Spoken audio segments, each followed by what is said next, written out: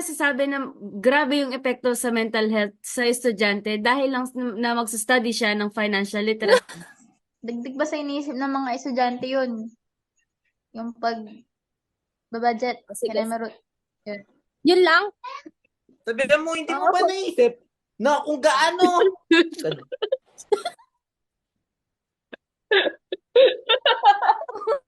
Dagdag lang sa iniisip ng mga bata ang pagbabudget.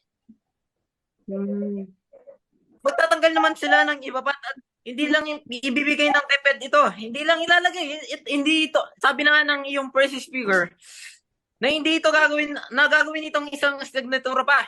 Pero hindi. Isasali lang ito sa matematika o sa aralin panlipunan. Bakit sa tingin nyo dapat ituro na lang ng mga magulang ang patungkol sa financial literacy? Budget. Dahil sila ang nagbabayad sa electric bill, water bill, ganon. Mas madami silang alam sa mga estudyante.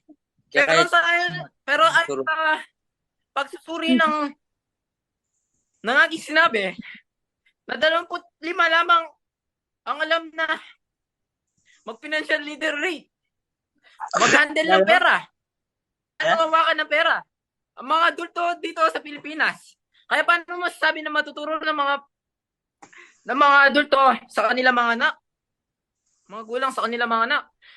Kung nga sila hindi marunong mahawak ng pera. Kaya ito ang nagdudulot ng kahirapan. Walang makain.